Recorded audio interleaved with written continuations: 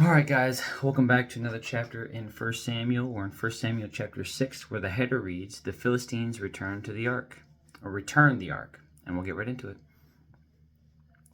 The ark of the Lord remained in Philistine territory 7 months in all. Then the Philistines called in their priests and diviners and asked them, "What should we do about the ark of the Lord? Tell us how to return it to its own country." "Send the ark of the God of Israel back with a gift," they were told. "Send a guilt offering so the plague will stop. Then, if you are healed, you will know it was his hand that caused the plague." "What sort of guilt offering should we send?" they asked.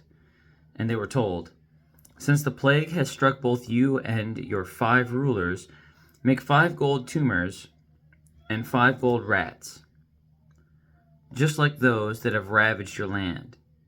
Make these things to show honor to the God of Israel. Perhaps then he will stop afflicting you, your gods, and your land. Don't be stubborn and rebellious as Pharaoh and the Egyptians were. By the time God was finished with them, they were eager to let Israel go. Now build a new cart and find 2 cows that have just given birth to calves. Make sure the cows have never been yoked to a cart. Hitch the cows to the cart, but shut their calves away from them in a pen. Put the ark of the Lord on the cart, and beside it place a chest containing the gold rats and gold tumors you are sending as a guilt offering. Then let the cows go wherever they want. If they cross the border of our land and go to Beth Shemesh, we will know it was the Lord who brought this great disaster upon us. If they don't, we will know it was not his hand that caused the plague. It came simply by chance." So these instructions were carried out. 2 cows were hitched to the cart, and their newborn calves were shut up in a pen. Then the ark of the Lord and the chest containing the gold rats and gold tumors were placed on the cart. And sure enough, without veering off in other directions, the cows went straight along the road toward Beth Shemesh. Lowing as they went, the Philistine rulers followed as far as the border of Beth Shemesh. The people of Beth Shemesh were harvesting wheat in the valley, and when they saw the ark, they were overjoyed. The cart came into the field of a man named Joshua and stopped beside a large rock. So the people broke up the wood of the cart for a fire and killed the cows and sacrificed them to the Lord as a burnt offering. Several men of the tribe of Levi lifted the ark of the Lord and the chest containing the gold rats and gold tumors from the cart and placed them on the large rock. Many sacrifices and burnt offerings were offered to the Lord that day by the people of Beth Shemesh. The 5 Philistine rulers watched all this and then returned to Ekron that same day. The 5 gold tumors sent by the Philistines as a guilt offering to the Lord were gifts from the rulers of Ashdod, Gaza, Ashkelon, Gath, and Ekron. The 5 gold rats represented the 5 Philistine towns and their surrounding villages, which were controlled by the 5 rulers. The large rock at Beth Shemesh, where they set the ark of the Lord, still stands in the field of Joshua as a witness to what happened there. But the Lord killed 70 men from Beth Shemesh because they looked into the ark of the Lord, and the people mourned greatly because of what the Lord had done. "Who is able to stand in the presence of the Lord, this holy God?" they cried out. "Where can we send the ark from here?" So they sent messengers to the people at Kiriath Jearim and told them, "The Philistines have returned the ark of the Lord. Come here and get it."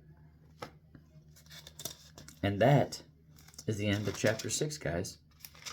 So, the only reflection I have for this is I don't understand how the Philistines, their knowledge or lack of knowledge, however you want to look at it, of the God of Israel, knowing that he could lay such waste to their own gods, to their entire nation, to the rulers, to everybody, and they would believe in it so much that they would be willing to send 2 cows on a random adventure and following those specific rules, that they believe that the God of Israel would set them on a path to lead them exactly where they need to go, and that a tribute to them, to God, would heal their nation. why would they continue to serve anybody but him? And so I'm going to leave you guys with that, because I think that that's just a fantastic reflection of just what life is and how God simply allows us to make these choices in his presence constantly with him in control.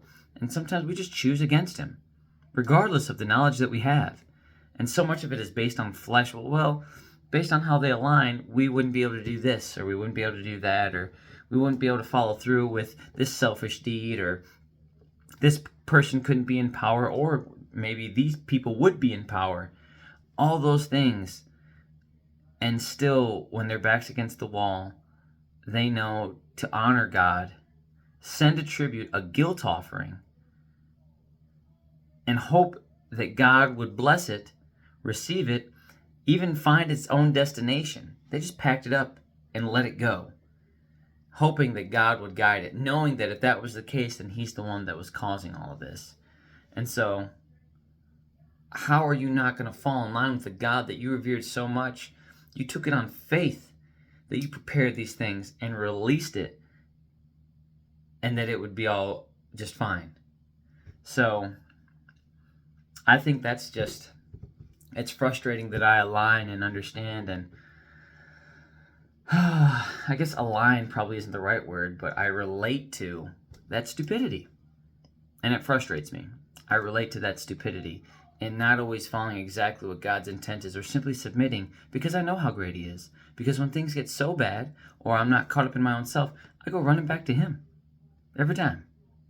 Every time. And so it's very humbling for me to see an entire nation who has other gods that they knowingly worship say, nope, we got this one wrong, guys.